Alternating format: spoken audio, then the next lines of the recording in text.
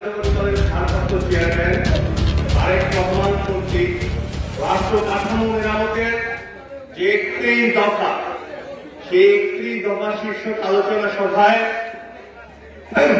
সভাপতি হিসেবে উপস্থিত আছেন আমার অত্যন্ত কাছের আপনাদের এলাকার সন্তান, সাবেক কমিশনার, আমার প্রিয় চাচা মালিক সরকার সঞ্চালনে আছে, আমার পিতৃতুল্য যাকে আমি বাবা বলে রাখি, আমার এই প্রিয় ১০ নং ওয়ার্ডের বিপ্লবী সাধারণ সম্পাদক শাহজাহান চাচা প্রধান অতিথি হিসেবে আছেন, টাঙ্গাইল সদরের প্রিয় মুখ,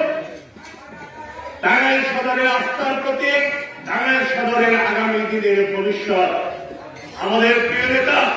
টাঙ্গাইল জেলা বিএনপির বিপ্লবী সাধারণ সম্পাদক প্রিয় নেতা অ্যাডভোকেট ফরহাদ ইকবাল প্রধান বক্তা হিসেবে আছেন আমাদের আপনাদের পার্শ্ববর্তী ওয়ার্ড ১১ নং ওয়ার্ডের সাবেক কাউন্সিলর, আমার টাঙ্গাইল শহর বিএনপির বিপ্লবী সভাপতি জনাব মেহেদী হাসান আলীম, বিশেষ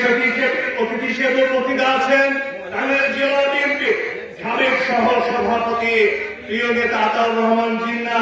উপস্থিত আছেন টাঙ্গাইল জেলা বিএনপির সাবেক সাধারণ সম্পাদক রাজপথের আরেক লড়াকু সৈনিক আমার প্রিয় বড় ভাই নুরুল আলম সাদেক ভাই সহ আসলে এখানে অনেক ব্যক্তিবৃন্দ আছে, সবার নাম হয়তো বলতে গেলে সময় লেগে যাবে, সেই জন্য আমি ক্ষমা চেয়ে নিচ্ছি। এখানে আমাদের টাঙ্গাইল শহর বিএনপির বিভিন্ন ওয়ার্ড থেকে আগত সভাপতি সম্পাদক সহ বিভিন্ন পর্যায়ের নেতৃবৃন্দ, জেলা বিএনপির নেতৃবৃন্দ, ছাত্রদল, যুবদল, স্বেচ্ছাসেবক দল, সদর উপজেলা বিএনপির বিভিন্ন পর্যায়ের নেতৃবৃন্দ, শ্রমিক দল, তাঁতি দল এবং টাঙ্গাইল জেলা আরাফাত রহমান যুবক্রিয়া পরিষদের নেতৃবৃন্দ সহ সকলকেই আমি আমার পক্ষ থেকে, টাঙ্গাইল শহর বিএনপির পক্ষ থেকে, ব্যক্তিগত পক্ষ থেকে জানাই আন্তরিক অভিনন্দন। প্রিয় ১০ নং ওয়ার্ডবাসী, আপনারা কেমন আছেন? ভালো আছেন? আজকে তো আমার মনে হয় যে আপনাদের ভালো থাকার কথা, কারণ আপনাদের পার্শ্ববর্তী অঞ্চল, পার্শ্ববর্তী ওয়ার্ড, এখান থেকে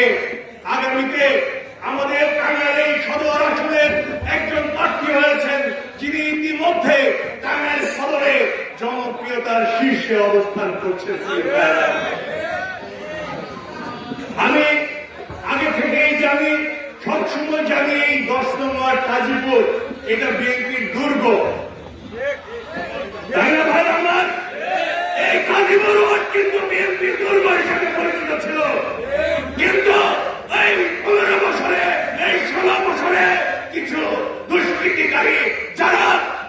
যারা এই গাজীপুর থেকে, গাজীপুরের সাধারণ জনগণের উপরে জুলুম অত্যাচার করে, আমাদের বিএনপির নেতা কর্মীদের উপরে জুলুম অত্যাচার করে, তারা কিন্তু ওই স্বৈরাচারী হাসিনার দোসর হিসেবে